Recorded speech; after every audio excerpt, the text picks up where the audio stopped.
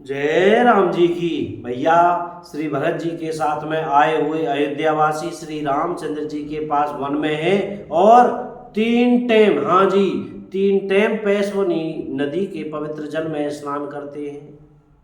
सब लोग पवित्र पैसवनी नदी में अथवा पैसवनी नदी के पवित्र जल में तीनों समय सवेरे, दोपहर और सायंकाल स्नान करते हैं, जिसके दर्शन से ही पापों के समूह नष्ट हो जाते हैं और मंगल मूर्ति श्री रामचंद्र जी को दंडवत प्रणाम कर करके उन्हें नेत्र भर भर कर देखते हैं।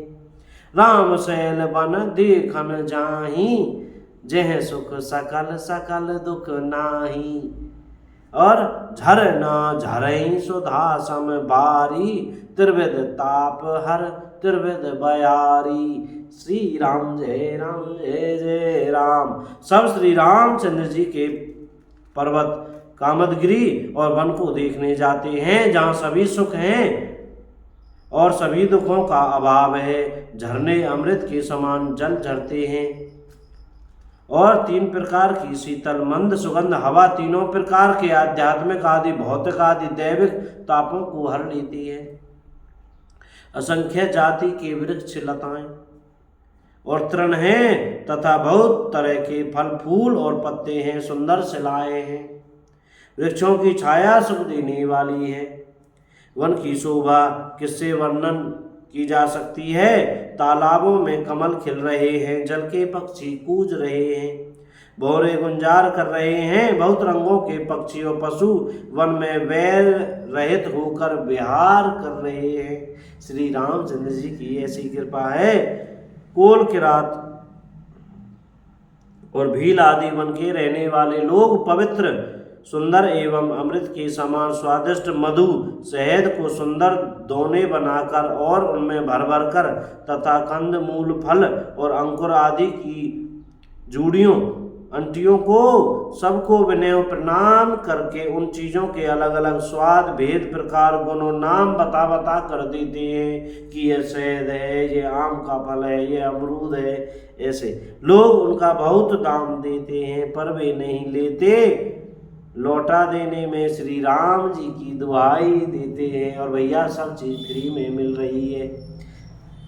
प्रेम में मगन हुए वे कोमल वाणी से कहते हैं कि साधु लोग प्रेम को पहचान कर उसका सम्मान करते हैं, अर्थात आप साधु हैं, आप हमारे प्रेम को देखिए, दाम देकर या वस्तुएं लौटाकर हमारे प्रेम का तिरस्कार न कीजिए। आप तो पुण्यात्मा हैं, हम नीच निषाद हैं। श्री राम जी की कृपा से ही हमने आप लोगों के दर्शन पाए। हम लोगों को आपके दर्शन बड़े ही दुर्लभ हैं, जैसे मरुभूमि के लिए गंगा जी की धारा दुर्लभ है।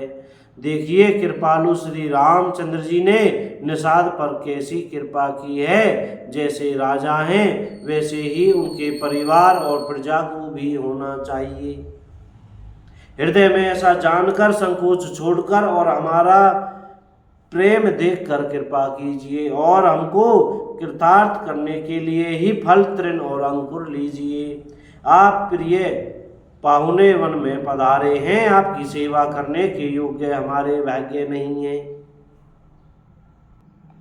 हे स्वामी, हम आपको क्या देंगे।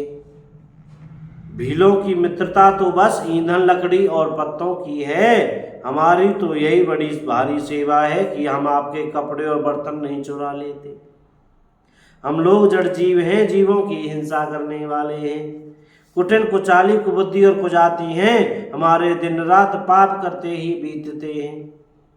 तू भी न तो हमारी कमर में कपड़ा है और न पेट ही भरते हैं।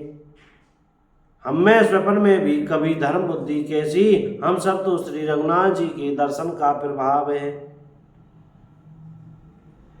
जब से प्रभु के चरण कमल देखे तब से हमारे दुख दोष मिट गए।